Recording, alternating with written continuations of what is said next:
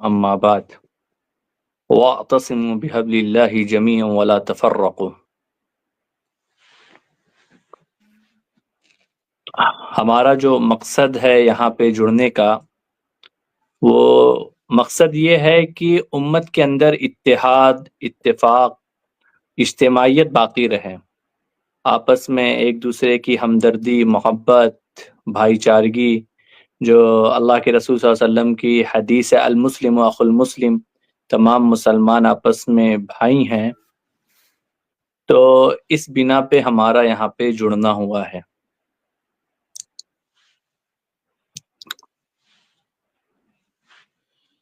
بسم اللہ الرحمن الرحیم نحمده ونصلی علی رسوله الکریم اما بعد جی مولانا، فاعوذ باللہ من الشیطان الرجیم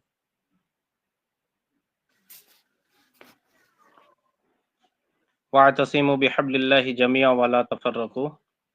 হযরত বলতেছেন যে আমাদের এখানে আসার উদ্দেশ্য হলো আপোষে ইত্তেফাক আর ইত্তেহাদ, জোড় মিল মোহাব্বত, আপোষে ইস্তেমাইয়াত পয়দা হওয়া, একতা পয়দা হওয়া, যেটা জনাবে মুহাম্মদ রাসূলুল্লাহ সাল্লাল্লাহু আলাইহি ওয়াসাল্লাম বলেছেন যে আল মুসলিম ওয়া আখুল মুসলিম, এক মুসলমান অপর মুসলমানের ভাই। আমরা যেন সবাই ভাই ভাই হয়ে চলতে পারি, মিল মোহাব্বতের সাথে উলফতের সাথে চলতে পারি, একে অন্যের সাথে একতা ইস্তেমাইয়াত পয়দা হয়, এর জন্যই আমাদের এখানে আজকে জমা হওয়া, এখানে আসা। وقال النبي صلى الله عليه وسلم المؤمن يألف ويؤلف لا خير في من لا يألف ولا يؤلف وخير الناس انفعهم للناس۔ مومن وہ ہے کہ جس سے محبت کیا جائے، المؤمن یألف ویؤلف، مومن وہ ہے جس سے محبت کیا جائے اور جس سے لوگ محبت کریں، وہ مومن کی علامت ہے۔ لا خیر فی من لا یعلف ولا یؤلف، اس شخص میں کوئی بھلائی نہیں جس سے نہ محبت کیا جائے اور نہ جس سے وہ محبت کرے، اور اس شخص میں کوئی بھی بھلائی نہیں۔ وخیر الناس انفعهم للناس، اور لوگوں میں سب سے بہتر شخص وہ ہے جو لوگوں کو سب سے زیادہ نفع پہنچائے، سب سے بہتر شخص وہ ہے جو لوگوں کو سب سے زیادہ نفع پہنچائے۔ এরপর রাসূলুল্লাহ সাল্লাল্লাহু আলাইহি সাল্লামের হাদিসে পাক এর মধ্য থেকে উনি একটা হাদিস তেলাওয়াত করেন, যার অর্থ হলো যে মুমিন সেই ব্যক্তি যার সাথে মহাব্বত করা যায় এবং মানে যে মানুষকে মহাব্বত করে এবং যার সাথে মানুষ মহাব্বত করতে পারে তার সাথেও মহাব্বত করা যায়, এবং মুমিন ওই ব্যক্তি যে যার মধ্য থেকে যার মধ্যে খায়ের আছে, ভালাই আছে, যে মানুষের উপকার করতে পারে, ভালাই কামনা করতে পারে, কল্যাণ কামনা করতে পারে, এবং তার সাথেও মানুষ কল্যাণের এরাদা করে, ভালাই ইচ্ছা করে, কামনা করে। আর ওই ব্যক্তির মধ্যে তো কোনো খায়ের নেই, কোনো ফায়দা নেই, বেফায়দা, যার মধ্যে কোনো কল্যাণ নেই, ভালাই নেই। ہم دنیا میں بھیجے گئے ہیں، اگر ہماری ذات سے کسی شخص کو اگر نفع نہیں ہو رہا ہے، اگر ہمارے عمل سے کسی کو نفع نہیں ہو رہا ہے، ہمارے کردار سے لوگوں کو نفع نہیں ہو رہا ہے، اور ہمارے جو سماج میں، ہماری سوسائٹی میں اگر ہم سے لوگوں کو نفع نہیں ہو رہا ہے، تو ہمارا مقصد گویا کہ ہم اس مقصد میں پورے نہیں اتر رہے ہیں جس مقصد کے تحت ہمیں دنیا میں بھیجا گیا ہے۔ تو ہماری ذات سے لوگوں کو فائدہ ہو، یہ اصل مقصد ہے دنیا میں آنے کا۔ جو مقصد ہے، ایک تو اللہ کا تعارف کرانا ہے پورے دنیا کے اندر، اور اللہ کے رسول صلی اللہ علیہ وسلم نے جو پیغام لے کر دنیا میں آئے ہیں اس پیغام کو ساری دنیا والوں کو پہنچانا ہے، اور ہمیں نفع بخش انسان بن کے زندگی دنیا کے اندر گزارنا ہے۔ ہم سے، ہمارے اعمال سے اور ہمارے اعمال سے کسی ایک شخص کو بھی تکلیف نہ ہو۔ বলতেছে যে আল্লাহ তাআলা আমাদেরকে দুনিয়াতে যে মাকসাদ পাঠাইছেন সেটা হলো আমাদের দ্বারা যেন মানুষের উপকার হয়, মানুষের ফায়দা হয়, মানুষ নফা পৌঁছায়, প্রত্যেকটা মানুষের উপকার হইতে থাকে। সেটা মানুষের উপকার, প্রতিষ্ঠানের উপকার, দেশের উপকার, জনগণের উপকার। যদি এরকম হয় যে আমাদের দ্বারা মানুষ ফায়দা পাইতেছে না, মানুষ উপকার পাইতেছে না, নফা পাইতেছে না, তাহলে এটা আমাদের দুনিয়াতে পাঠানোর, দুনিয়াতে আসার উদ্দেশ্য ব্যাহত হয়। তো আমাদেরকে আল্লাহ পাক দুনিয়াতে পাঠাইছেনই যে মানুষের আমার দ্বারা মানুষের উপকার হবে, কল্যাণ হবে, ফায়দা হবে। হ্যাঁ, আল্লাহ তাআলা আমাদেরকে যে অন্যান্য দায়িত্ব দিচ্ছে, যে মানুষ ইসলামের তারুফ করা, ইসলামের প্রচার প্রসার, ইসলামকে দুনিয়াতে ফেলা, হুজুর সাল্লাল্লাহু আলাইহি ওয়াসাল্লামের আদর্শকে দুনিয়াতে ফেলানো, কিন্তু এটার মূলই হলো যে আমরা যদি মানুষকে কল্যাণ পৌঁছাইতে পারি, আমাদের আখলাক, আমাদের আচার ব্যবহারের দ্বারা কারোর যেন ক্ষতি না হয়, একটা মানুষ আমার দ্বারা কষ্ট না পায়, একটা মানুষের যতটুক পারি আমাদের দ্বারা উপকার পৌঁছাতে থাকে, তাহলে ইসলামের তারুফ, ইসলামের প্রশংসা, ইসলামের সৌন্দর্যকে তুলে ধরা এটা আমাদের জন্য অনেক সহজ হবে। हदीस के अंदर जो अल्फाज आए हैं वह खैरुन्नासी अनफअहुम लिन्नास, हदीस के अंदर जो अल्फाज हैं कि लोगों में सबसे बेहतर शख्स है जो लोगों को सबसे ज्यादा फायदा पहुंचाए। लोगों का लफ्ज है, अन्नास का लफ्ज आया है हदीस के अंदर। उस नास में, अन्नास में सारे दुनिया के इंसान हैं। इसमें कोई खास नहीं किया गया कि ये मुसलमान के लिए फायदेमंद हो या यहूदी के लिए या ईसाई के लिए या हिंदू के लिए, ऐसा नहीं है। तमाम दुनिया के इंसानों के लिए वो नफा बख्श हो, इसलिए वह खैरुन नासी अनफअहुम लिन्नास आया है लफ्ज, अन्नास का लफ्ज। तो यहाँ पे कोई खास एक तबका मुराद नहीं है, तमाम दुनिया वालों के लिए वो नफा बख्श इंसान हो। और इस अमल के जरिए से, और ये अमल सहाबा ने जब करके दिखाया तो पूरे दुनिया के अंदर इस्लाम फैला। यही इसी अमल के जरिए, खैरुन्नास के जरिए, खैरुन्नास अनफअहुम लिन्नास, इस अमल को सहाबा ने, हर सहाबा के अंदर ये चीजें पाई जाती थी कि उसके जरिए से लोगों को फायदा होता था, जिसके जरिए से जहां जहां सहाबा जाते थे, जिस जिस मुल्क जाते थे और अपनी तिजारत करते थे, तो लोगों को फायदा पहुंचाते थे, जिसके जरिए से लोग जुग दर जुग इस्लाम में दाखिल होते थे। এরপরে মেহমান হাদিস পেশ করতেছেন যে খয়রুন নাস আনফাউহুম লিন্নাস, যে মানুষের মধ্যে ওই ব্যক্তি সর্বশ্রেষ্ঠ ব্যক্তি যে নাস, অর্থাৎ নাস মুরাদ দুনিয়ার সমস্ত মানুষ, শুধু মুসলমান না, যে মানুষের মধ্যে ওই ব্যক্তি সর্বোত্তম যে মানুষের উপকার পৌঁছায়, যার দ্বারা মানুষ উপকার পায়। তো এখানে উনি বলতেছেন যে এখানে আল্লাহ সুবহানাহু ওয়া তাআলা তার হাবিব সাল্লাল্লাহু আলাইহি ওয়াসাল্লামের মাধ্যমে যে নাস শব্দটা, নাস শব্দের যে মুরাদ সেটা হলো শুধু মুসলমান না, সমস্ত মানুষ, সেটা ইহুদি, নাসারা, হিন্দু, বৌদ্ধ, এরকম দুনিয়াতে যত মানুষ আছে সমস্ত মানুষের অন্তর্ভুক্ত, যে সমস্ত মানুষ আমার দ্বারা উপকার পাবে। এমন না যে আমি মুসলমান, আমি মুমিন, আমার দ্বারা শুধু কোনো মুসলমানকে আমি উপকার করব, আমার কোনো মুসলমান যদি বিপদে পড়ে, কোনো সমস্যা পড়ে, আমি তার পাশে এগিয়ে যাব, কিন্তু কোনো অমুসলিম যদি কোনো বিপদে পড়ে, বাধাগ্রস্ত হয়, সমস্যাগ্রস্ত হয়, সেখানে ধর্মীয় দিক থেকে হয়তো সে আমার মুসলমান ভাই না, সে আমার আমার সাথে সম্পর্কিত না, কিন্তু মানব সৃষ্টির দিক দিয়ে, আদম সন্তানের দিক দিয়ে এবং উম্মতের যে একটা অংশ, উম্মতে দাওয়াত এবং উম্মতে এজাবাত, এই দিক থেকে হলেও তারা আমাদেরই অংশ, আমাদেরই একই বাবার সন্তান। তো তাদেরকে আমরা উপকার পৌঁছাইবো, তাদের পাশে দাঁড়াবো, এই সমস্ত মানুষকে উদ্দেশ্য করা হয়েছে।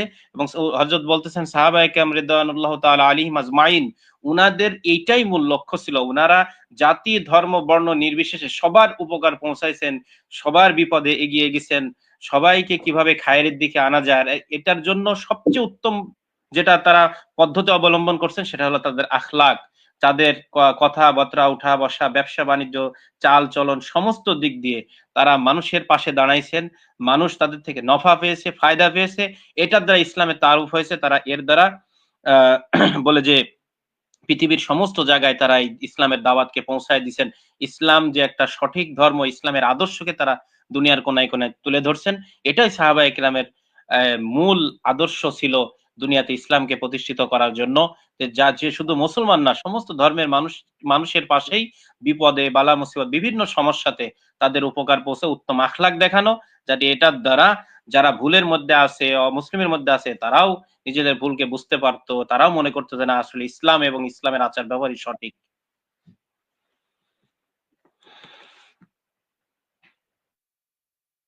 अल्लाह के रसूल सल्लल्लाहु अलैहि वसल्लम की अगर हम जिंदगी देखेंगे तो अल्लाह के रसूल सल्लल्लाहु अलैहि वसल्लम अपनी जात के लिए किसी से बदला नहीं लिए, अपनी जात के लिए बदला नहीं लिए। अगर जाती तौर पे अल्लाह के रसूल सल्लल्लाहु अलैहि वसल्लम को परेशान किया गया तो उस वजह से अल्लाह के रसूल ने न किसी को मारा, न किसी को बुरा भला कहा। हाँ, अल्लाह के दीन में अगर कोई कमी बेशी करता तो अल्लाह के रसूल सल्लल्लाहु अलैहि वसल्लम नाराज होते, लेकिन उनकी जात पे अगर कोई तकलीफ पहुंचाता तो उस हिसाब से अल्लाह के रसूल सल्लल्लाहु अलैहि वसल्लम बदला नहीं लेते थे।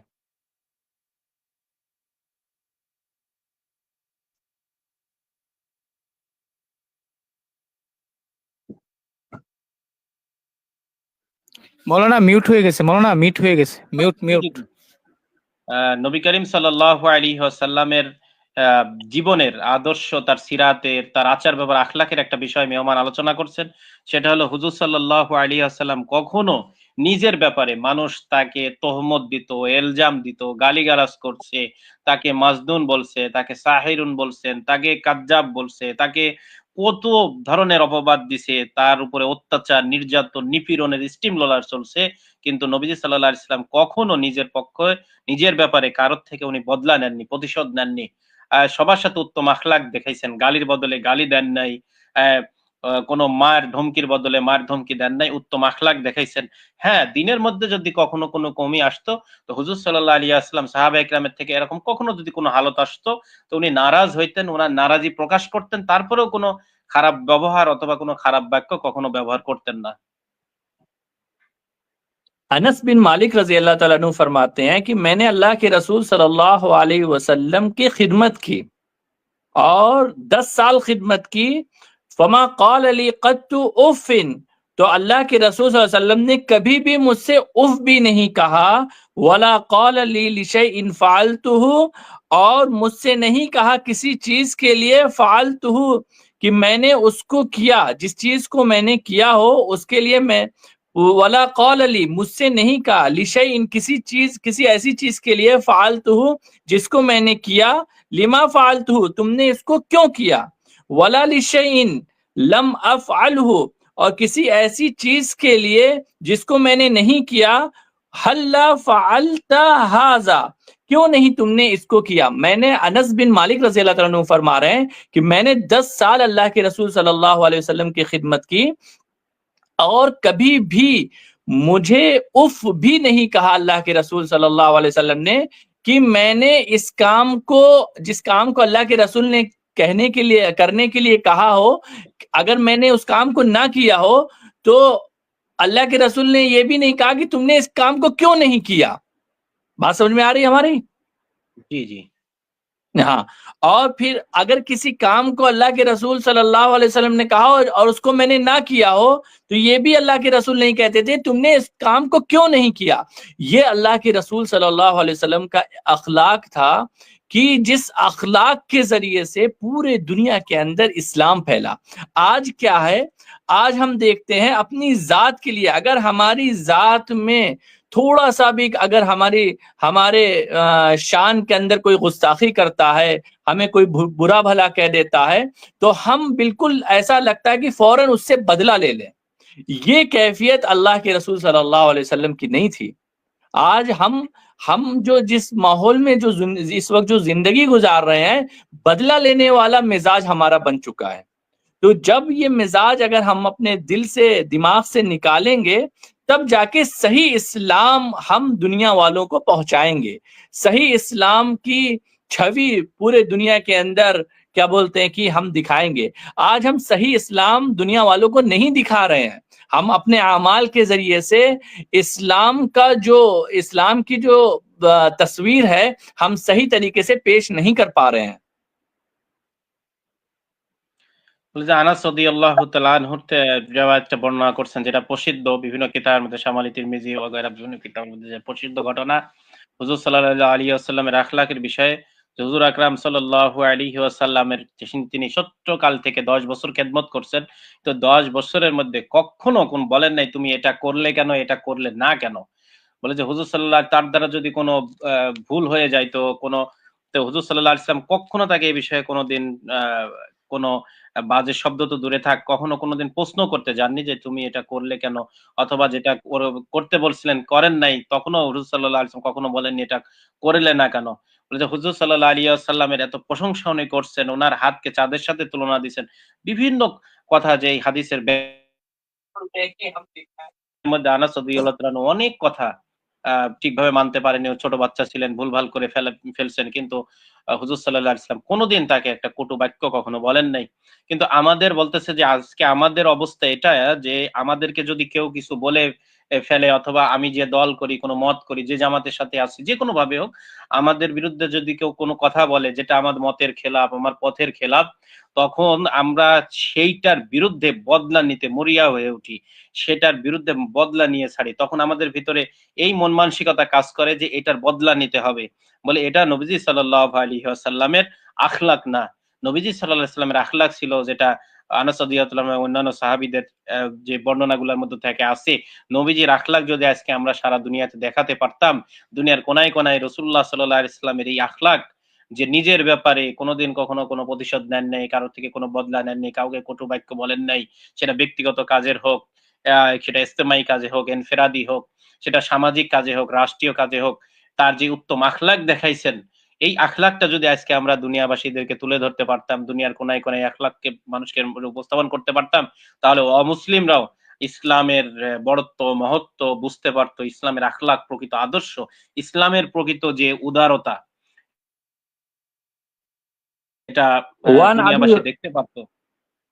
তো এই দেখতে পাই, এর জন্য এটা আমাদের জন্য বড় একটা করণীয় ছিল, উচিত ছিল যে আমাদের এই সঠিক আখলাককে আমরা দুনিয়ায় উপস্থাপন করব। জি হযরত বলিয়ে। وعن ابي هريره رضي الله عنه قال سئل رسول الله صلى الله عليه وسلم عن اكثر ما يدخل الناس الجنه قال تقوى الله وحسن الخلق وسئل عن اكثر ما يدخل الناس النار فقال الفم والفرج. ابو ہریرہ رضی اللہ تعالیٰ عنہ سے مروی ہے، فرماتے ہیں کہ اللہ کے رسول صلی اللہ علیہ وسلم سے سوال کیا گیا کہ ان اکثر ما يدخل الناس الجنت، کس عمل کے وجہ سے زیادہ تر لوگ جنت میں داخل ہوں گے؟ تو فرمایا تقوی اللہ، اللہ کا ڈر، اللہ کا لحاظ رکھنا، اللہ کا ڈر، وحسن الخلق، اور اچھے اخلاق. اور پوچھا گیا اللہ کے رسول صلی اللہ علیہ وسلم سے کس عمل کے وجہ سے زیادہ تر لوگ جہنم میں داخل ہوں گے، آگ میں داخل ہوں گے؟ فرمایا الفم، منہ اور شرمگاہ. تو آج ہم دیکھیں کہ اخلاق کے اعتبار سے ہم بہت پیچھے چلے جا رہے ہیں، اور منہ، یہ زبان کا، ہم سوشل میڈیا میں جو بھی بات ہمارے پاس آ رہی ہے فوراً ہم دوسروں تک بیان کرنے والے بن جا رہے ہیں. اب یہ نہیں معلوم، ہم تحقیق نہیں کر رہے ہیں یہ بات سچ ہے کہ نہیں سچ ہے، تو ہم اس کے ذریعے سے غیبت بھی کر رہے ہیں، چغلخوری بھی کر رہے ہیں، غلط بیانی بھی کر رہے ہیں.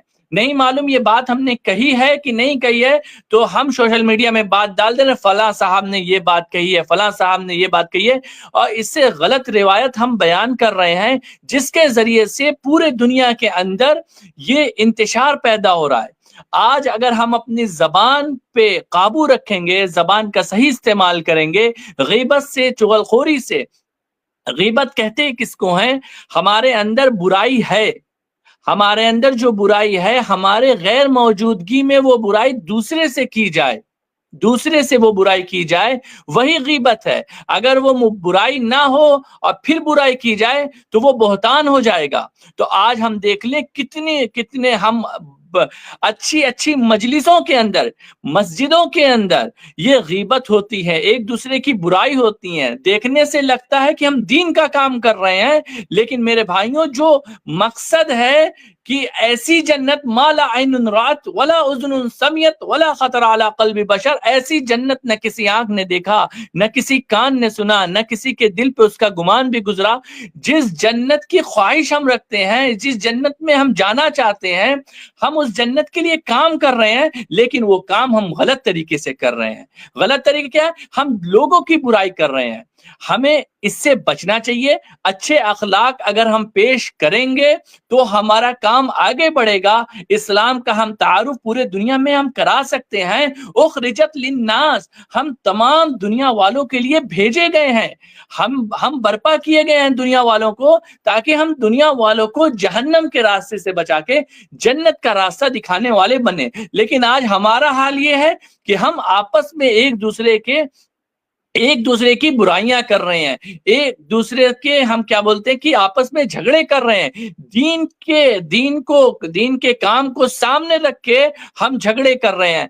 इससे हमें बचना चाहिए। और अगर वाकई में इखलास अगर दिल में है, अगर इखलास दिल में है, तो हर इंसान ये चाहेगा कि हमारी जबान से कोई भी ऐसा लफ्ज ना निकले जो हमारे हम अल्लाह ताला की यहाँ कहीं ऐसा ना हो पकड़ का वो जरिया बन जाए।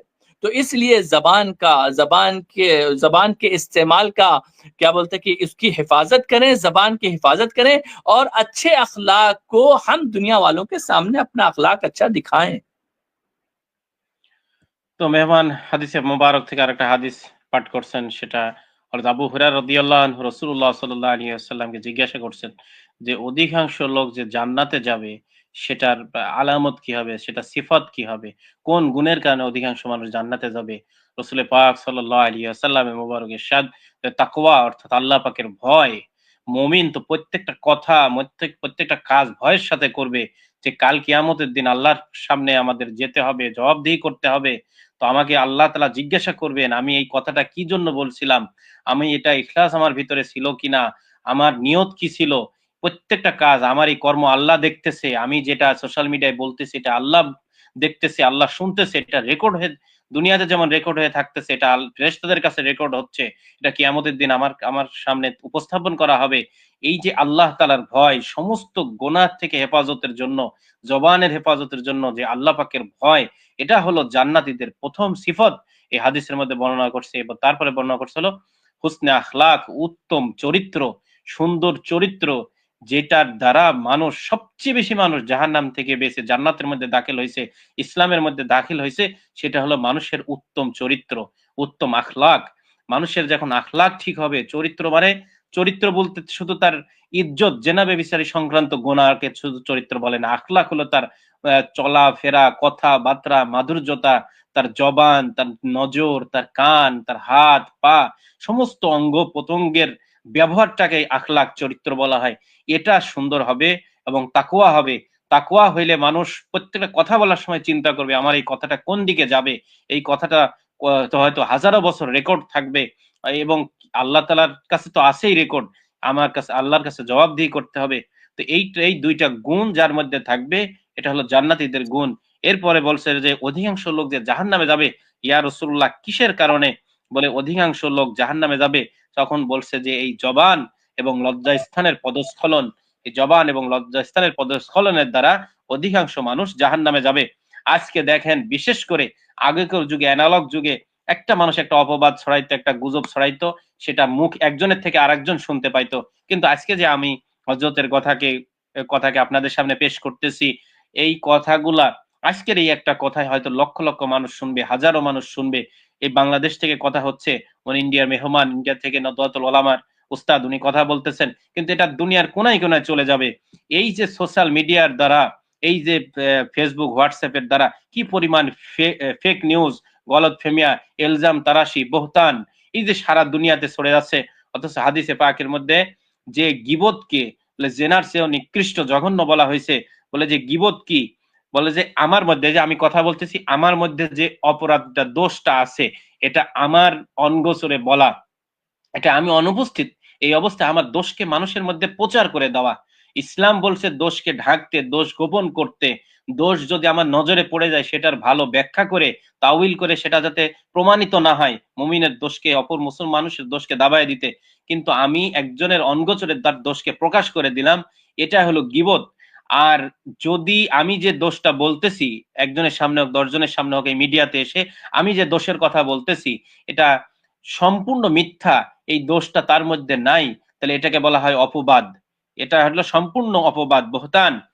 তো এই যে আজকে আমাদের ভিতরে, আমাদেরকে ভাবা উচিত যে যেই জান্নাতের কথা আল্লাহ রাসূল সাল্লাল্লাহু আলাইহি ওয়াসাল্লাম বলছেন, যা কোনো চোখ দেখে নাই, কান শোনে নাই, একজন অন্তরে কল্পনাও করা হয়নি, এমন জান্নাতে যে আল্লাহ তাআলা আমাদেরকে দিবেন, জান্নাত রাখছেন, এই কথাকে যদি চিন্তা করা হয়তো, আমি তো মনে করতেছি আমি একজনের গীবত করে একটা দলকে, জামাতকে প্রশ্নবিদ্ধ করার জন্য তার দোষ খুঁজে খুঁজে বের করা, অথবা দোষ না হলেও বিভিন্ন অপবাদ ছড়ায় দেওয়া, ফেক নিউজ ছড়ায় দিয়ে তাকে প্রশ্নবিদ্ধ করার জন্য যেগুলা করতেছি, আমি তো মনে করতেছি আমি দিনের কাজ করতেছি, কিন্তু আল্লাহ পাক এত যে বড় জান্নাত সৃষ্টি করে রাখছেন, আমি কিন্তু এই জান্নাতের পথে কাজ করতেছি না, আমি দিনের পথে কাজ করতেছি না, আমি পাপের পথে জাহান্নামের পথের মধ্যে কাজ করতেছি।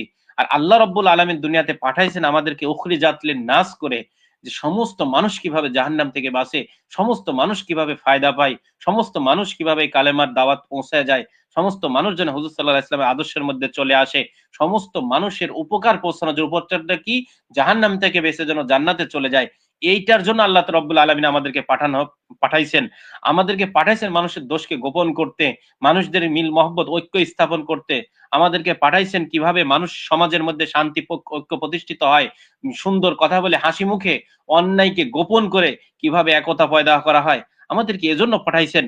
আর আমাদেরকে আল্লাহ রাব্বুল আলামিন হিসাব নিবেন হলো আমাদের অন্তরের ইখলাসের, যে আমরা যে কথাটা বলতেছি, আমরা যে আমল করতেছি, আমরা যে বিভিন্ন দাওয়াতি লাইন হোক, যে কোনো লাইনে কাজ করতেছি, এইটার আল্লাহ রাব্বুল আলামিন আমাদেরকে হিসাব নিবেন যে আমাদের ইখলাস কতটুকু ছিল, আমরা যে বিভিন্ন জবাব দিতেছি, আমাদের জবানের কতটুকু কন্ট্রোল ছিল, আমরা জবান দিয়ে কারোর ক্ষতি করছি কিনা বা উপকার করছি কিনা, এটা আল্লাহ রাব্বুল আলামিন হিসাব নিবেন।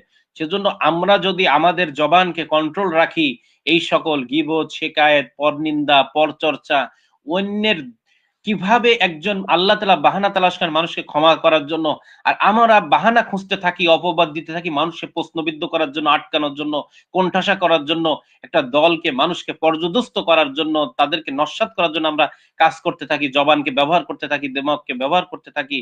কিন্তু আমাদের উচিত ছিল এটা ব্যবহার ইসলামের প্রতিষ্ঠিত করার জন্য, ইসলামকে পুরো দুনিয়ায় ছড়ানোর জন্য, মুসলমানদের ঐক্যের জন্য, এটা আমাদের উচিত ছিল। नवाज बिन समान रजी अल्लाह ताला अन्हु ने अल्लाह के रसूल से सवाल किया नेकी और गुनाह के बारे में, तो अल्लाह के रसूल ने फरमाया अल बिर्रु हुस्नुल खुलुकी, नेकी अच्छे अखलाक हैं, और बुराई मा हाका फी सद्र का, जो तुम्हारे दिल में खटके, व करिहता अन यत्तली अलैहि नास, और तुम नापसंद करो कि वो जो तुमने किया है अमल वो लोगों पे नुमाया हो जाए, लोगों पे मुत्तला हो जाए। इस अगर कोई काम अगर तुम उसको डरते हो, नापसंद करते हो कि लोगों तक ये पता चल जाए, और जो तुम्हारे दिल में खटकता है वो गुनाह के काम है, और जो नेकी जो है वो अच्छे अखलाक हैं। तो आज हम अच्छे से जानते हैं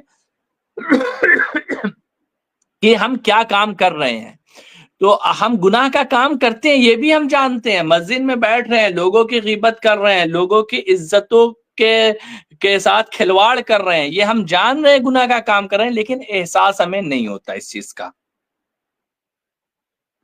বললেন হযরত নওয়াজ বিন সামান রাদিয়াল্লাহু তাআলা আনহু, উনি রাসূলুল্লাহ সাল্লাল্লাহু আলাইহি ওয়াসাল্লামকে প্রশ্ন করলেন যে ইয়া রাসূলুল্লাহ নেকি কি? তো বলছে যে নেকি হলো ভালো সুন্দর আখলাক, প্রত্যেকটা ভালো কাজ, সুন্দর আচার, সুন্দর ব্যবহার, এটা হলো নেকি। সত্য, যেটা আমি বলার দ্বারা আমার মনের মধ্যে কোনো ভয় নেই, আমার কোনো পিছুটান নেই, আমার এটাতে কোনো চিন্তা পেরেশানি নেই, যে আমি যেটা বলতেছি এটা তো সত্য বলতেছি, মানুষের খায়েরের জন্য বলতেছি, মানুষ কিভাবে জাহান্নাম থেকে ফিরে এজন্য বলতেছি, আমি তো একটা সুন্দর ভালো কাম করলাম। এটা স্পষ্ট, এটা প্রত্যেকটা ব্যক্তি টের পায়। কিন্তু বলছে যে ইয়া রাসূলুল্লাহ গুনাহ কি? বলে গুনাহ প্রত্যেক ওই কাজ যেটা তুমি করার সময় সে ভাবে, তার মনের মধ্যে খটকা লাগে, সে এদিক ওদিকে তাকায়, সে একটা চিন্তা ভাবনা করে, সে নিজের মধ্যে একটা পেরেশানি অবস্থা কাজ করে, ভিতরে তার বিভিন্ন অনুভূতি সৃষ্টি হয় যে এটা ঠিক হচ্ছে কিনা, না এটা এমন করলে কেমন হয়তো, মানে একটা তার বাধা সৃষ্টি হচ্ছে নিজের মধ্যে, সে নিজেই বুঝতে পারতেছে। বলে যে প্রত্যেক গুনাহ এরকম জিনিস, নেকিও স্পষ্ট, নেকি মানুষ খোলা দিলে করে, স্বাভাবিকভাবে করে, নেকির দ্বারা সে আরো খুশি হয়।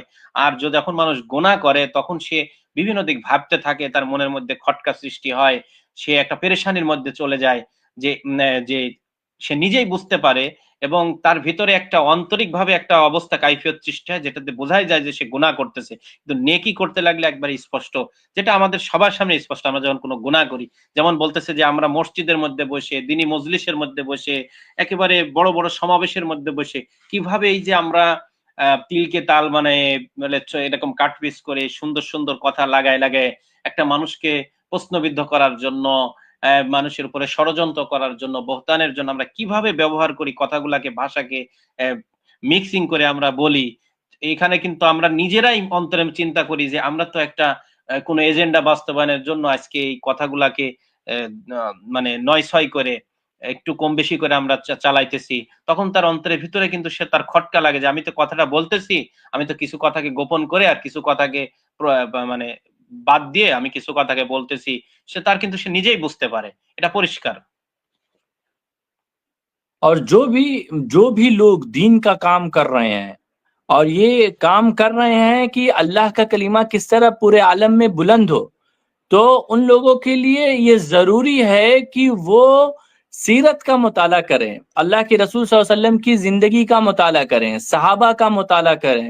ये बहुत जरूरी है ताकि हम सहाबा की जिंदगी देखें कि सहाबा की जिंदगी के अंदर गीबत नहीं हुआ करती थी, एक दूसरे को बुरा भला नहीं कहा करते थे, अल्लाह के रसूल सल्लल्लाहु अलैहि वसल्लम की मजलिस में एक दूसरे की गीबत नहीं हुआ करती थी, और सहाबा नेकी के कामों में एक दूसरे की मदद करते थे। तो सीरत का मुताला बहुत जरूरी है दीन का काम करने वालों के लिए। বলতেছে যে যারা দিনের কাজ করে, যারা চায় দুনিয়াতে দিন প্রতিষ্ঠিত হোক, যারা দিনের ফিকির করে, দিনের ইনকিলাব আনার জন্য, দিন দুনিয়াতে সমস্ত তরিকার উপরে গালেব হয়ে যাক, প্রকৃত যারা এগুলা চায়, অন্তরের থেকে চায়, যারা প্রকৃত দিনের দায়ী, তাদের জন্য বহুত জরুরি হলো সিরাত দেখা, সিরাতের মধ্যে প্রত্যেকটা জিনিস তালাশ করা। সিরাত হলো হুজুর সাল্লাল্লাহু আলাইহি ওয়াসাল্লামের জিন্দেগি, সুন্নাত, সাহাবায়ে কেরামের আদর্শ, সাহাবায়ে কেরাম কিভাবে চলতেন, হুজুর সাল্লাল্লাহু আলাইহি ওয়াসাল্লাম কিভাবে চলতেন, হুজুর সাল্লাল্লাহু আলাইহি ওয়াসাল্লামের আখলাক কেমন ছিল, তার সাথে বিভিন্ন অমুসলিম বলে যে বিভিন্ন অমুসলিমরা, এমনকি তার সাথে বিভিন্ন প্রতিনিধি দল বিভিন্ন ক্ষেত্রে, যেটা হাদিসের মধ্যে অনেক আছে, হায়াতুস সাহাবের মধ্যে অনেক ঘটনা আছে, সাহাবায়ে কেরামের বিভিন্ন জিন্দেগি লেখা বিভিন্ন কিতাবের মধ্যে এই ঘটনাগুলো প্রচুর পরিমাণে বর্ণিত আছে।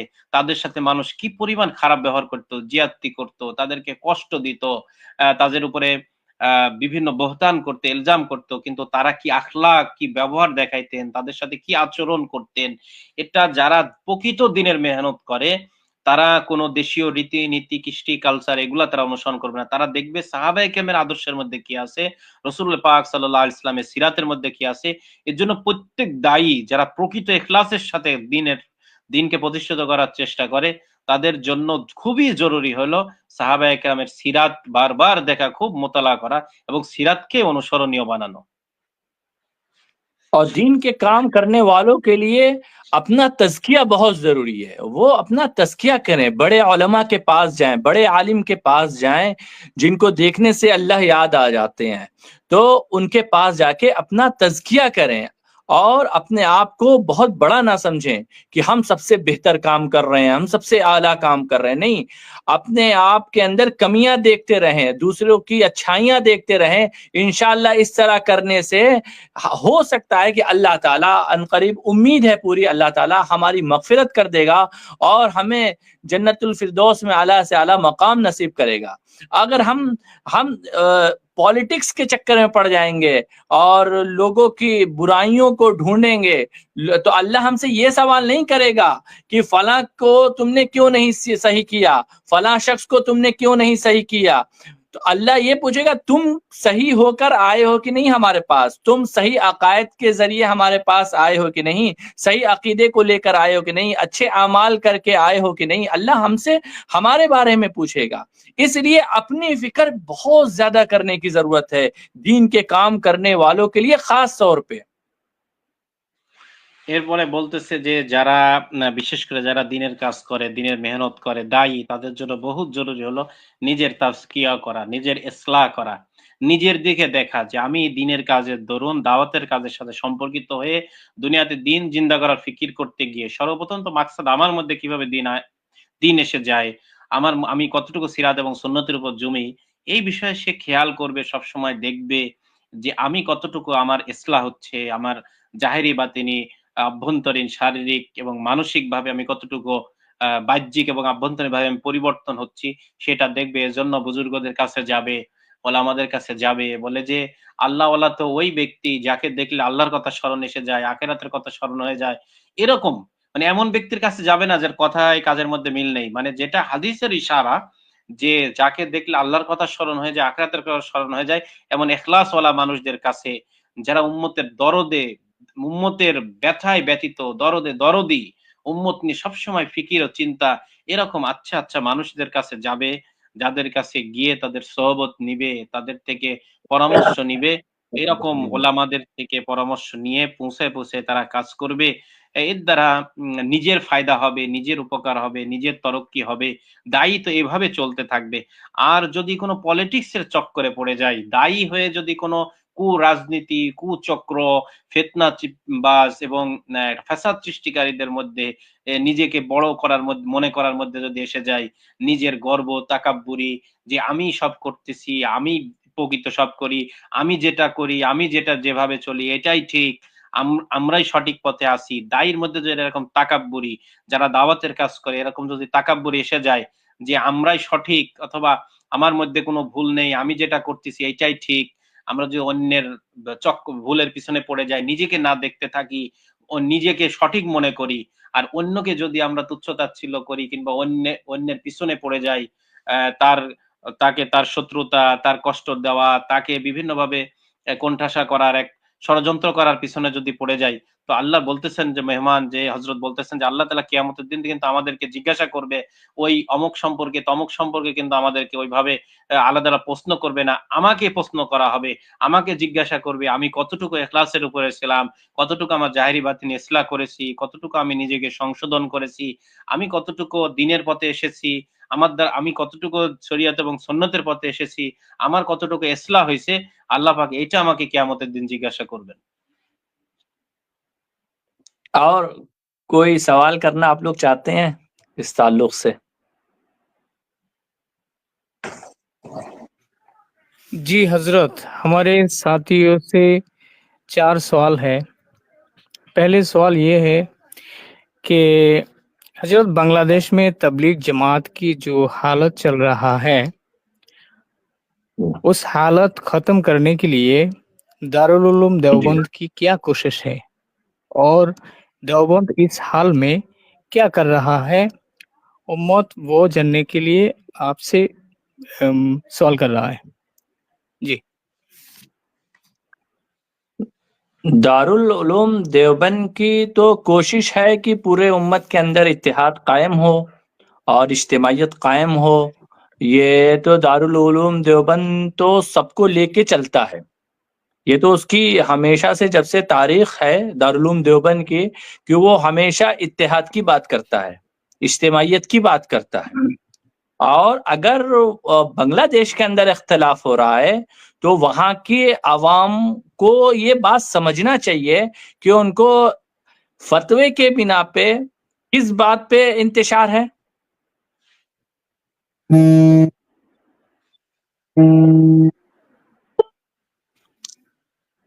बात ये किस है बात पे? कि हमारी मुल्क में जी जी हजरत, बात ये है कि जी हमारी मुल्क में बहुत सारी बात ऐसा चल रहा है जो जी बात देवबंद से नहीं आया।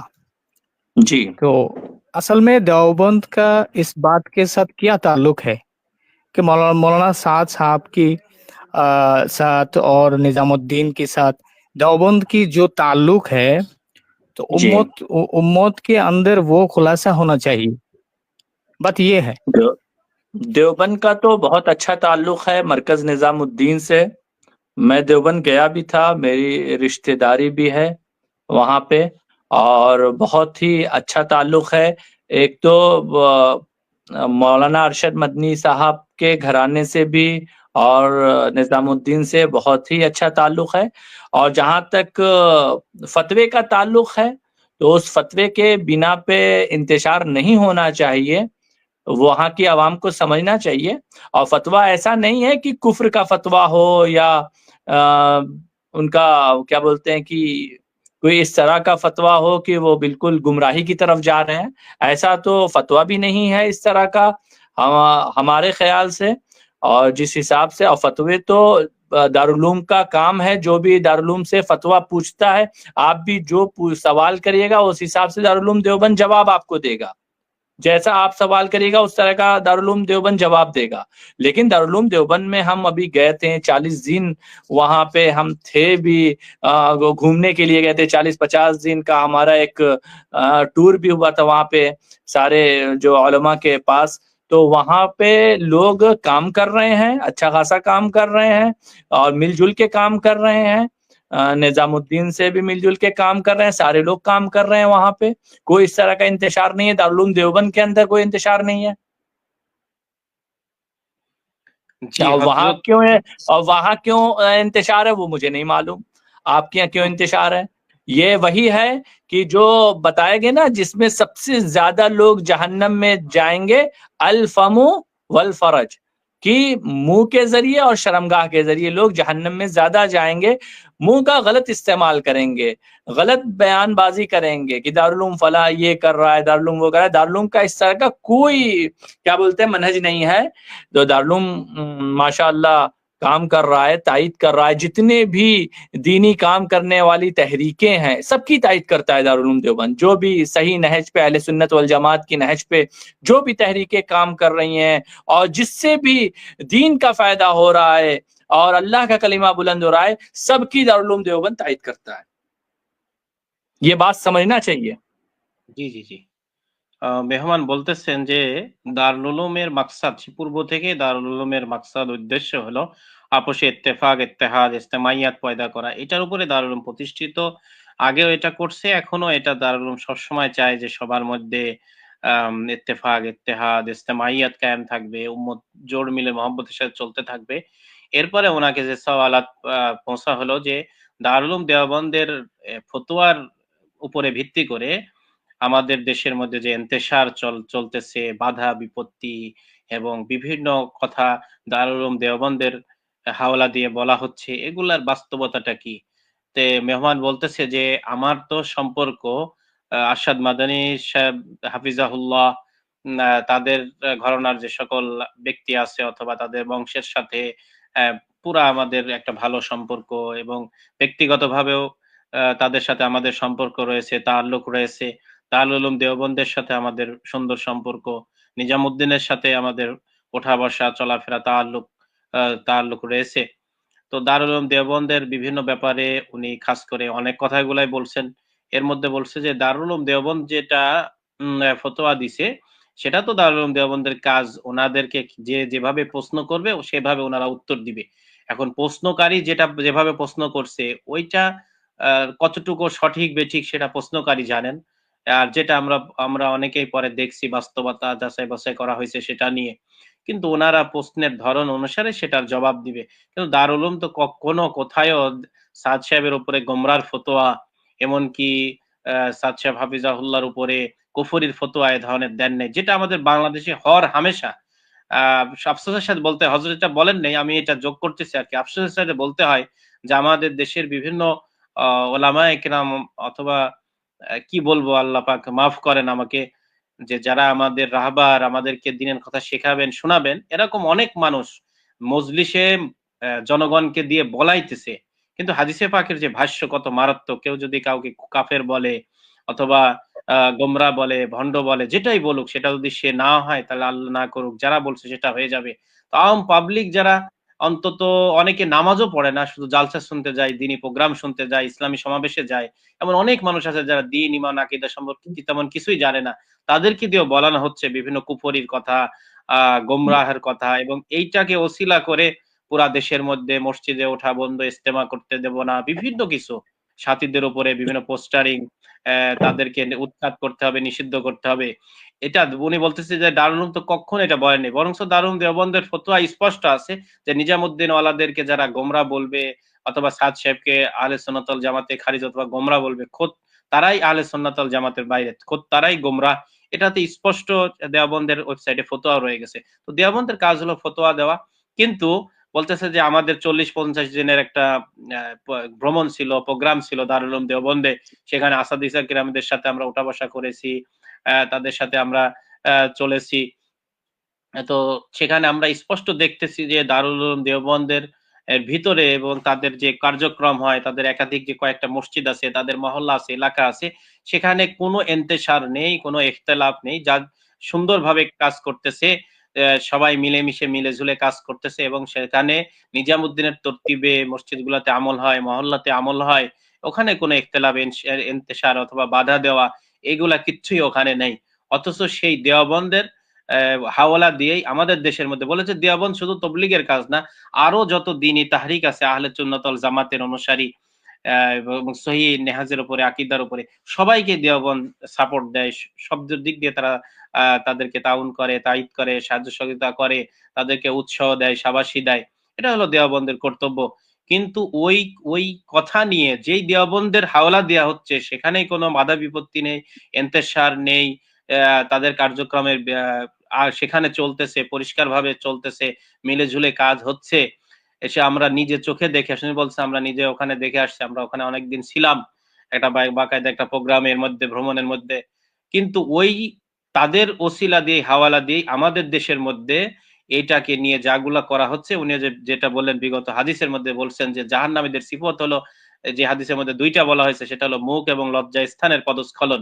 তো এই জবান দিয়ে যে এই যে আফওয়া ফেলানো, ফেক নিউজ, ফল্ট নিউজ গুলাকে অপবাদ অপপ্রচার করা, কুচক্রী মহল ষড়যন্ত্র করে, সিন্ডিকেট করে একটা বিশ্বাসঘাতকতা, জাসুসি যেটা করে, গুপ্তচর হয়ে একটা ষড়যন্ত্র করে যে একটা অপপ্রচার পুরা দেশের মধ্যে ছড়ায় দেওয়া হচ্ছে, এটা বড়ই দুঃখজনক। কিন্তু এটার বাস্তবতা দারুল উলুম দেওবন্দের মধ্যে নাই। जी हजरत, दूसरी जी सवाल ये है कि इस काम का खुसूसियत क्या है? मतलब दावत और तबलीग का काम का मकसद क्या है? इस काम सारे उम्मत से क्या चाहते हैं? वो खुलासा होना चाहिए हमारे साथियों के लिए। हाँ, आखिर में क्या बोले हैं? आखिर में आपने इस क्या बोला? काम का खुसूसियत क्या है? मतलब जी जी जी आखिर में हजरत, क्या आखिर में क्या बोले हैं आप? मैं शुरू से बात कर रहा हूँ, सवाल कर रहा हूँ। जी इस काम का खुसूसियत क्या है? खुसूसियत क्या है मतलब दावत और तबलीग का काम का मकसद क्या है? इस काम सारे उम्मत से क्या चाहते हैं? हमारे साथी ये जानना चाहते हैं। दावत व तबलीग,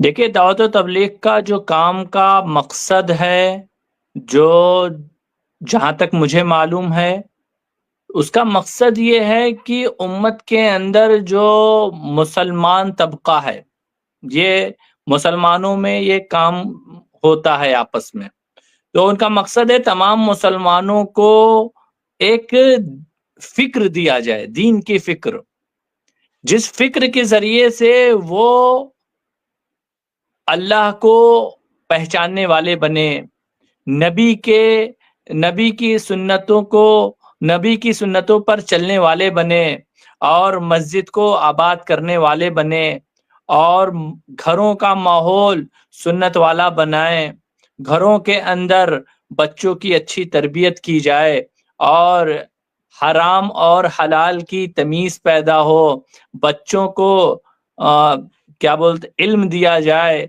मदरसे में दाखिल कराया जाए, मकातिब कायम किए जाएं। ये दावत व तबलीग का जो मकसद है कि तमाम मुसलमानों के अंदर से जिहालत खत्म हो जाए, जिहालत खत्म हो जाए, और तमाम मुसलमान के बच्चे कुरान से जुड़ जाएं, और घर के अंदर तालीम जिंदा हो जाए, घरों के अंदर अहादीस की किताबें पढ़ी जाएं। ये मकसद है दावत व तबलीग का, जहां तक मुझे मालूम है। জি হযরত বলতেছেন যে ওনাকে সওয়াল করা হলো যে দাওয়াত ও তবলিগের মাকসাদ কি, দাওয়াত ও তবলিগ কেন প্রতিষ্ঠিত হয়েছে, দাওয়াত ও তবলিগের মাকসাদ কি? তো হযরত এর উত্তরে জবাবে যেটা বলছেন যে দাওয়াত ও তবলিগের মাকসাদ হলো এটা প্রত্যেকটা মানুষের কাছে এই কথা পৌঁছানো যে তাদের মধ্যে একটা ফিকির পয়দা হয় যে আল্লাহ তাআলার ওয়াহদানিয়াত, বড়ত্ব, বড়াই তাদের মধ্যে আসে যায়, জনাবে মুহাম্মদ রাসূলুল্লাহ সাল্লাল্লাহু আলাইহি ওয়াসাল্লামের সিরাত ও সুন্নতের উপরে জিন্দেগি চালানোর এক জজবা পয়দা হয়ে যায়। প্রত্যেকটা ঘর মসজিদ 24 ঘন্টা আবাদ হয়ে যায়। মসজিদ শুধু নামাজের আগে খোলা হয়, নামাজের পরে বন্ধ হয়ে যায়। কিন্তু 24 ঘন্টা মসজিদ আবাদ হয়, মসজিদে কোরআনের হালকা কায়েম হয়, তালিমের হালকা কায়েম হয়, ফাজাইলের হালকা কায়েম হয়, ইমানি আলোচনা হয়, মসজিদের মধ্যে মাসাইলের হালকা কায়েম হয়। মানুষদেরকে ধরে ধরে গাছ করে মসজিদে নিয়ে এসে কিভাবে মানুষদেরকে এই ইমান এবং আকীদা শিখায় দেওয়া যায়, মানুষের সহি রোগ নাহেজ সহি নেহেজ যাতে মানে এর উপরে এসে যায়, মানুষ ভুল উল্টা পাল্টা চলাফেরার থেকে মানুষের জিন্দেগি যাতে সঠিক শরীয়ত এবং সুন্নাতের উপর সঠিক সহি নেহেজের উপরে এসে যায়, মানুষের আকীদা ঠিক হয়ে যায়, বাচ্চারা মক্তবে পড়নেওয়ালা হয়ে যায়। মক্তব এবং মসজিদ এখন তো বারবার প্রত্যেকটা জোর এবং বয়ানের মধ্যে ব্যাপকভাবে মক্তব এবং মসজিদ কায়েম করা, তার মাদ্রাসা কায়েম করা, যাতে তালিমের এক পরিবেশ এমন ভাবে আম হয়ে যায় যে উম্মতের মধ্য থেকে জেহালত খতম হয়ে যায়, উম্মতের মধ্য থেকে মূর্খতা খতম হয়ে,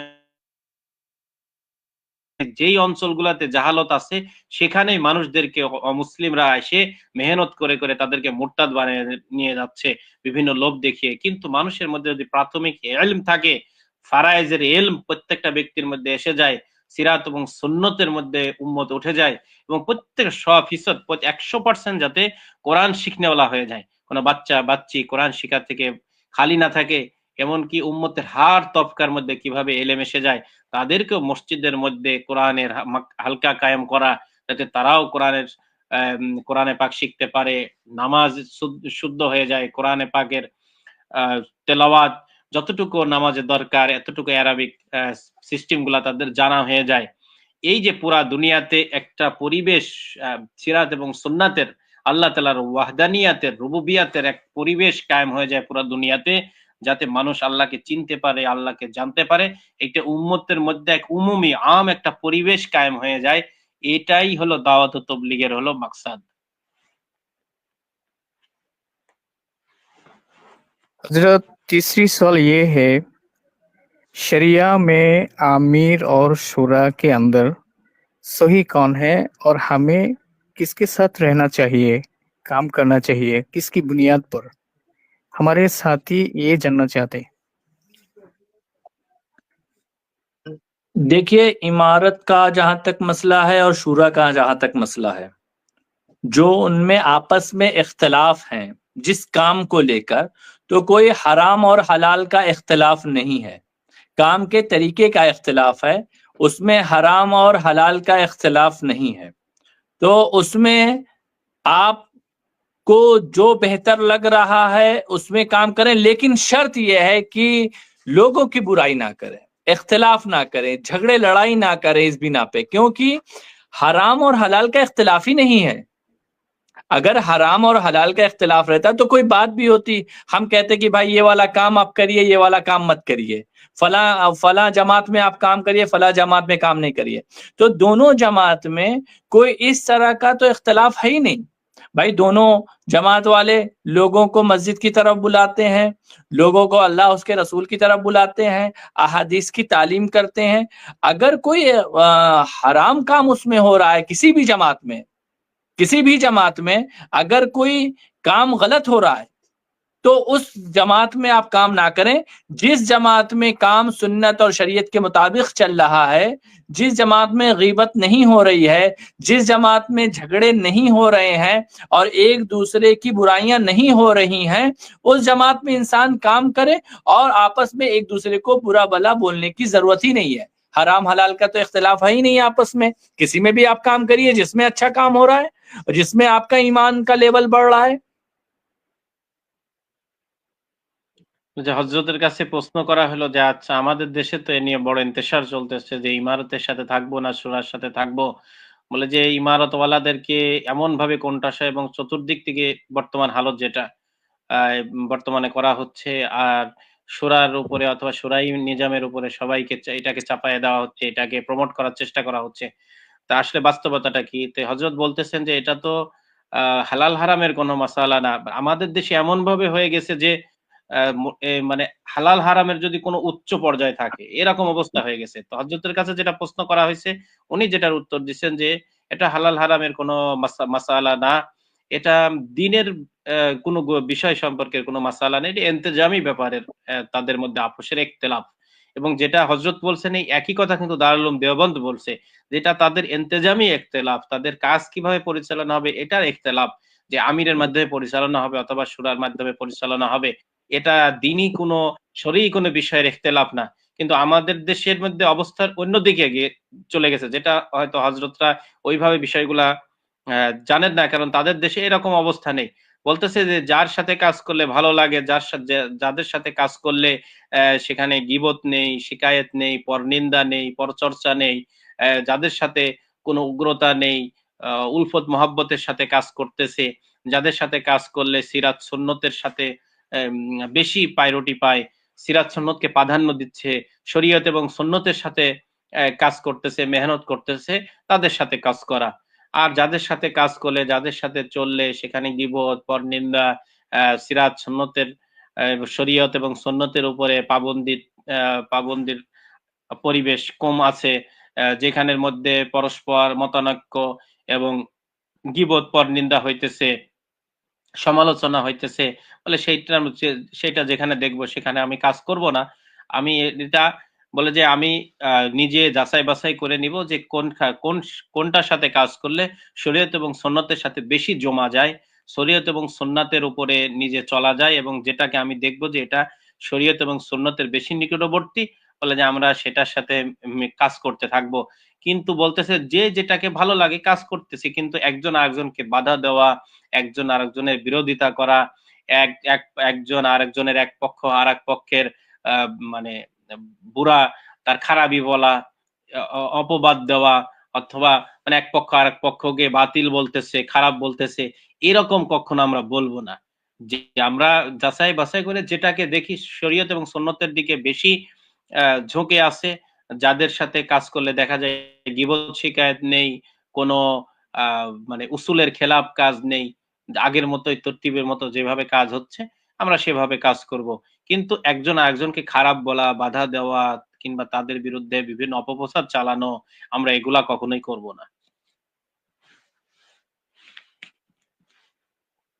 जी हजरत, चौथा और आखिरी सवाल ये है, हजरत आप तो बिल्कुल मालूम है 2018 से 2024 तक जो जो हुआ था, जो जो हो गया, और फिलहाल हमारे बांग्लादेश में दावत और तबलीग की जो हालत चल रहा है अभी, उस हालत में हमारे साथियों के लिए करना क्या है, मतलब इस हाल में हमें क्या करना चाहिए?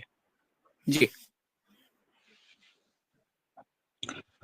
दावत व तबलीग के साथियों को ऐसे हाल में अपने अखलाक को पेश करना चाहिए और इख्तिलाफी बात से बचना चाहिए, ज़बान की हिफाजत करना चाहिए और अपनी बहुत ज़्यादा फ़िक्र करना चाहिए और अपने बड़ों के मशवरे से ही चलना चाहिए। ऐसा ना हो कि अपने से हम कोई काम करना शुरू कर दें, ऐसा ना हो। जिससे भी जुड़े हैं अपने बड़ों से मशवरे, चाहे वो निजामुद्दीन हो, चाहे वो शूरा वाले हों, जिससे भी हों, वो अपने बड़ों के मशवरे से चलें। अगर वो बड़े मशवरा अगर आपको देते हैं सुन्नत और शरीयत के मुताबिक, तो उसको आप फॉलो करें, उस पे अमल करें। अगर वो बड़े कहते हैं झगड़ा करने के लिए, गीबत करने के लिए, तो ये तो बिल्कुल सरीह हराम है, गुनाह है, उस पे हमें नहीं चलना है। अगर वो बड़े कहते हैं सुन्नत के तरीके पे काम करिए, सहाबा के तरीके पे काम करिए, अल्लाह उसके रसूल के तरीके पे काम करिए, तो उस पे हमें चलना है। अगर वो बड़े कहते हैं झगड़ा करना है, लड़ाई करना है, और कोई नहीं ऐसा कहेगा, इस तरह की बातें कोई नहीं करेगा, हमारे ख्याल से इस तरह की बातें तो जो करेंगे वो तो उनको डरना चाहिए अपने आप, फिर अल्लाह से डरना चाहिए, कब्र के अजाब से डरना चाहिए उनको, जो झगड़े और लड़ाई की दावत दें। ऐसा तो इंशाअल्लाह कोई नहीं करेगा। और बांग्लादेश के साथियों को मिलजुल के काम करना चाहिए। और इस वक्त तमाम आलम के अंदर देख रहे हैं हाल क्या है, अल्लाह की रस्सी को मजबूती से पकड़ना चाहिए, इत्तेहाद बना के और इज्तिमाइयत बना के काम करना चाहिए और अपनी आखिरत की फिक्र करना चाहिए। झगड़े लड़ाई से कोई फायदा होने वाला नहीं है, कुछ फायदा नहीं होगा। हमें सबसे बड़ी बात देखिए, जहन में ये बना लें, हम अपने इदारे के लिए, अपनी जमात के लिए काम ना करें, हम नियत ये करें, हम अल्लाह के कलिमे को बुलंद करने के लिए काम करें। जो इंसान अपने इदारे के लिए काम करेगा, अपनी जमात के लिए काम करेगा, तो उसके अंदर इंतशार पैदा होगा, इख्तिलाफ पैदा होगा, झगड़े लड़ाई पैदा होंगे। अगर जो इंसान अल्लाह के लिए काम करेगा और अल्लाह के कलिमे को बुलंद करने के लिए काम करेगा, उस इख्तिलाफ से, वो इंतशार से, झगड़े लड़ाई से बच जाएगा। হযরতের কাছে শেষ সওয়াল করা হলো যে এই অবস্থায় আমরা আমাদের সাথীরা কি করবে, কিভাবে চলবে? আপনার পক্ষ থেকে কিছু রাহবারি দেন, আপনার পক্ষ থেকে কিছু নসিহত করেন। তো হযরত বললেন যে আমরা যারা দাওয়াতের কাজ করনেওয়ালা এই দেশে বাংলাদেশের মধ্যে আছি, আমরা আমাদের আখলাক আরো সুন্দর করতে হবে, আমরা আরো সবরের সাথে চলতে হবে, ভালো গুণগুলো আনতে হবে। আমাদেরকে যদি আমার মানে যারা যেভাবে হোক খারাপ ব্যবহার করুক, খারাপ কথা বলুক, কিন্তু এখানে আমাদের সুন্দর আখলাক দেখাইতে হবে, ভালো চরিত্র দেখাইতে হবে। আরো বেশি রোনাজারি এবং দাওয়াতের কাজের মধ্যে আমাদের সময়কে খাপাইতে হবে। গীবত, শিকায়াত, পরনিন্দা, পরচর্চা, অন্যের দোষ চর্চা এগুলার মধ্যে কখনোই আমরা এগুলার মধ্যে পড়বো না। বলতেছে যে আমরা দোয়ার মধ্যে থাকবো, মেহনতের মধ্যে থাকবো। আমরা আমাদের বড়রা যে মাসওয়ারা দেয়, মাসওয়ারা মতো চলতে থাকবো। এমন যেন না হয় যে মাসওয়ারা না করে আমাদের ব্যক্তিগতভাবে আমরা একটা জিনিস চালায়ে দিলাম, একটা জিনিস করলাম। এর দ্বারা বড় আরো ইন্তেশার পয়দা হবে, আরো পুরা জামাতের উপর একটা ক্ষতি আসবে। আর আমাদের বড়দের মাসওয়ারা সেজন্য বড়দের মাসওয়ারা অনুসারে চলবো। মাসওয়ারার বাইরে কোনো কিছু করব না। হ্যাঁ, আমাদের মাসওয়ারাটা হতে হবে শরীয়ত এবং সুন্নাত মোতাবেক যে নির্দেশ। উনি বলতেছেন শরীয়ত এবং সুন্নাত মোতাবেক যে নির্দেশ দিবে ওইটার উপরে আমরা চলবো। এমন যেন না হয় যে আমাদের বড়রা আমাদেরকে লড়াই ঝগড়া করতে বলল, আম এর বিভিন্ন স্লোগান দিল, অবরোধ করো, প্রতিরোধ করো, এইটা করো, সেটা করো বলে যে এরকম হয়তো হবে না। আমাদের বলতেছে যে বড়রা এরকম নির্দেশ দিবে না। যদি এরকম বলেও থাকে তা আমরা সেটাকে অনুসরণ করব না, আমরা ওই পথে যাব না। যারা এরকম নির্দেশ দিবে তাদের সাথে আমরা থাকবো না। তো আমাদের কিন্তু উনি পরিষ্কার স্পষ্টভাবে কথাগুলা আমাদের মাঝে বিষয়গুলা আমাদের সামনে স্পষ্টভাবে পেশ করলেন যে লড়াই, ঝগড়া, গীবত, বহতান এগুলা যারা করে, যারা অপপ্রচার চালায়, যারা প্রোপাগান্ডা চালায়, যারা মানুষের উপর জুলুম করে, অত্যাচার করে, এরকম যারা নির্দেশ দেয়, আসলে তারা তো দায়ী না, তারা তো দায়ীদের বড় রাহবার কখনোই হইতে পারে না। কারণ এটা আমাদের দাওয়াত ও তাবলীগের মেহনতের সিরাত এবং সুন্নতের এটা সিফতই না। আর উনি বলতেছেন আজকে সারা দুনিয়াতে কি বেহাল দশা, আজকে উম্মতে মুসলিমার কি হাল এটা সবার সামনে আছে। পুরা মুলকের মধ্যে আলমে ইসলামিয়ার কি অবস্থা।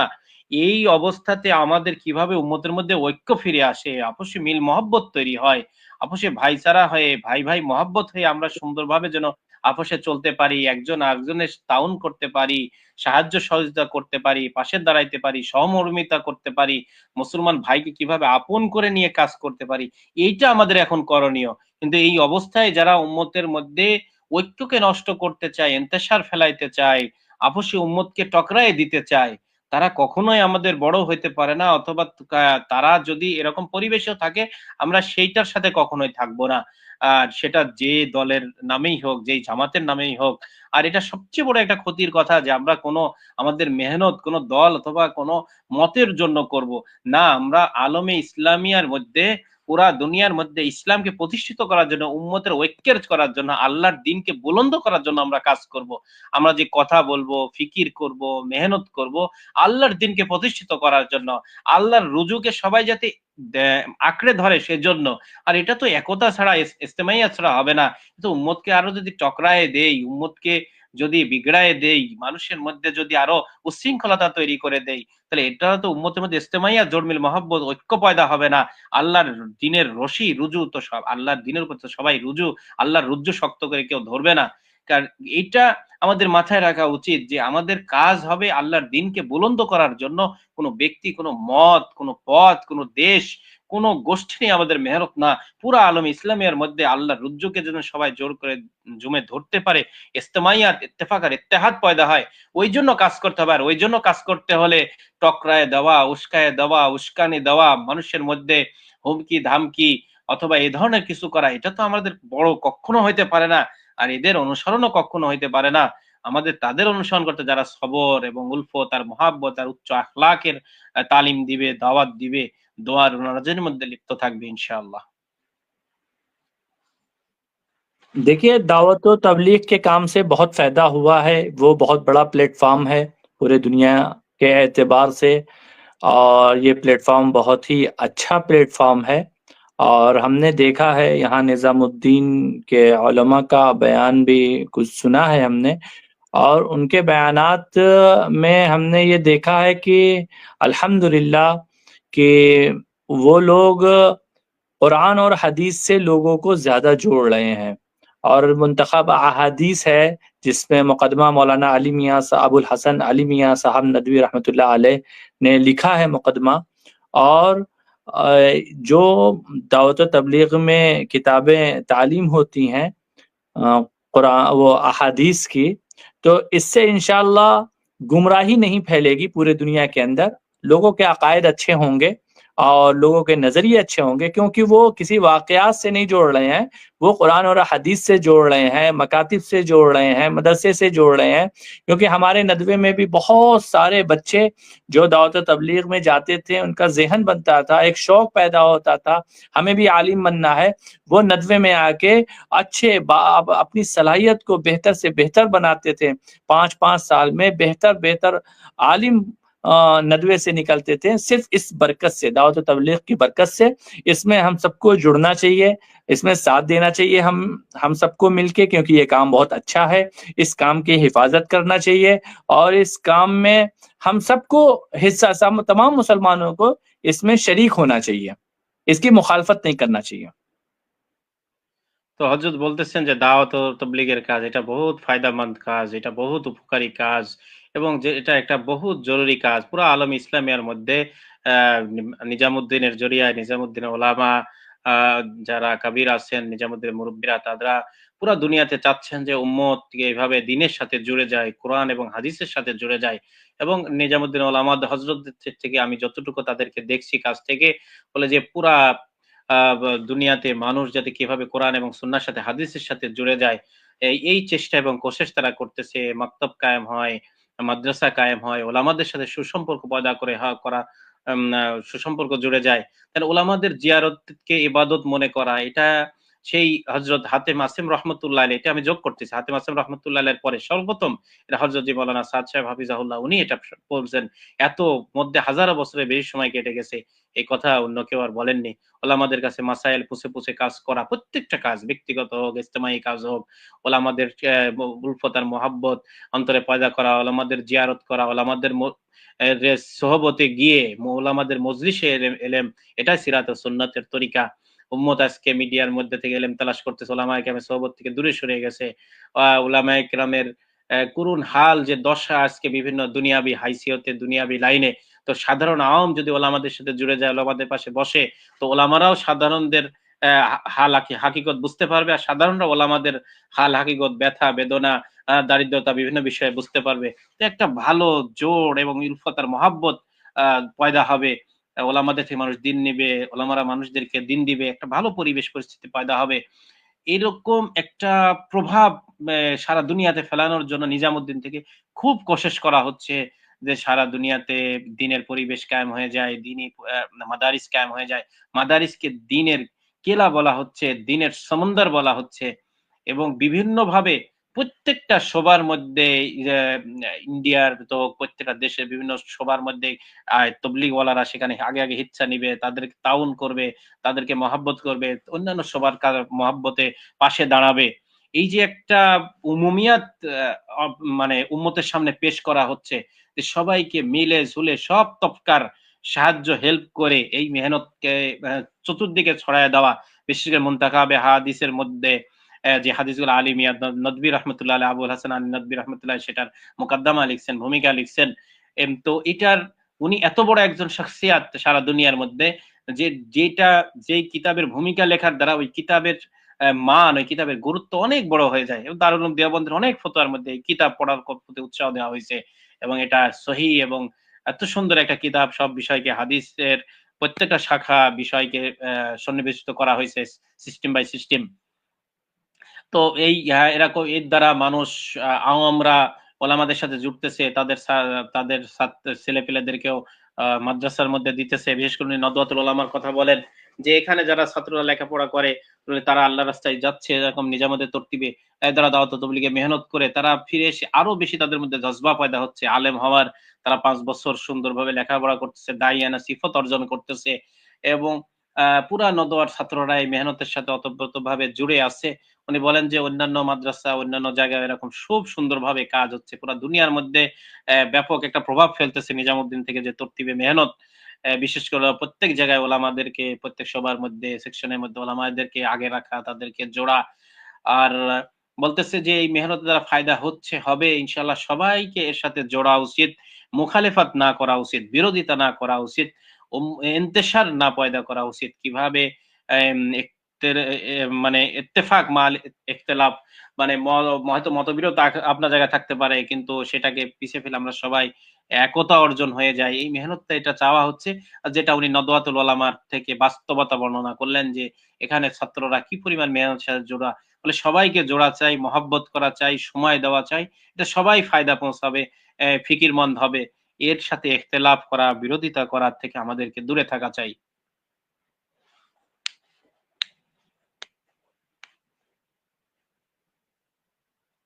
জি মিজান ভাই। जी हजरत, जी जी ठीक है, इजाजत दीजिए आप। जी हजरत, जी हजरत, ठीक है, दुआ ठीक है। की दरखास्त हमारे लिए, हमारे मुल्क के लिए और हमारे मुल्क के अंदर सारे के सारे काम करने वाले साथी के लिए आप खर्च करके दुआ कीजिए और इंशाअल्लाह दुआ अल्लाह करिए, आपको, जी, और कबूल अल्लाह फरमाए। आपको बहुत जज़ाए खैर अता फरमा। कहने सुनने में जो गलती हुई माफ करिएगा।